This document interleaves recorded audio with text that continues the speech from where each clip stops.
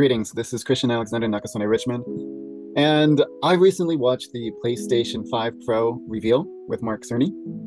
I'm here in Tokyo, Japan, so relatively late. Actually, I was just enjoying my time tonight, realized, oh, it's already 2 a.m., had some time to think, and did a bit of research about economics, how much money are people making, primarily in America. Since I'm in Japan, also thinking about this because I'm seeing different types of outrage on social media. So, how do I say it? Just diving into it, I know that the price of the PlayStation 5 Pro is $699.99. Quite a bit of money, right? We remember what happened back in the PS3 day reveal at E3. Ladies and gentlemen, please welcome Kaz Harai. The essence of the PlayStation DNA is real change, and the consumers are ready. PlayStation 3 will retail for $599 US.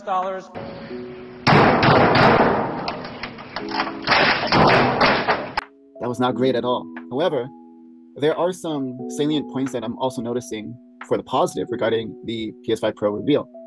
Today, we do have the PlayStation 5 available, right? So that's always going to be there for people who want to just enjoy at the base level. Now, the Pro is just a model that is for people who might want a bit more. And yes, the jump up to $699.99 may be more than just a bit more. However, if we consider the difference in price, right? Back in 2013, November, when the PlayStation 4 revealed, if I recall correctly, well, there was the price of what, $399.99 or so?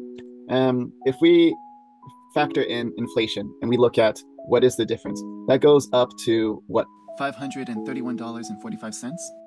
And if we consider, okay, yeah, $699.99, so expensive. Let's think about what would the price be back in 2014. Well, maybe about $530 again, you can see right here. So looking at these differences, right?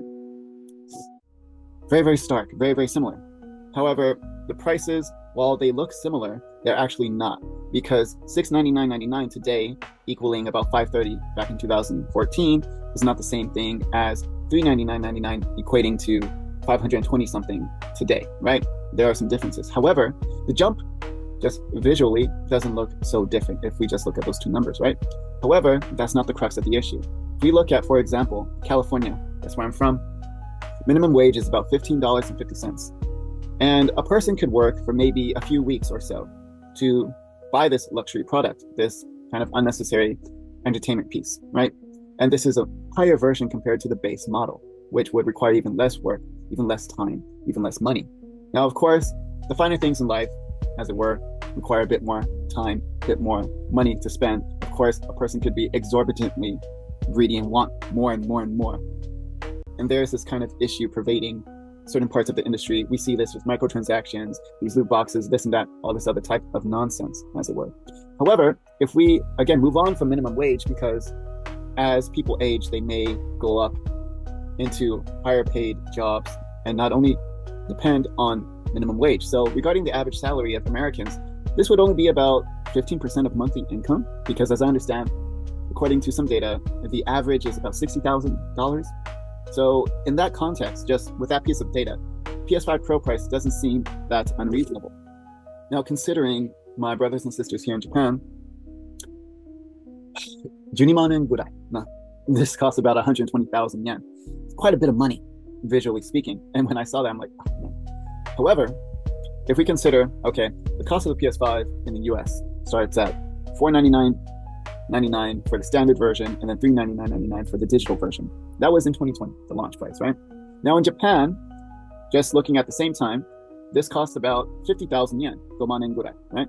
The digital version would be about 40,000 yen, 4만円ぐらい. Now, if we factor in the currency exchange at the time, actually, the disc version, that's about $470 US, and the digital version is about $375 US. So there's a bit of a decrease there.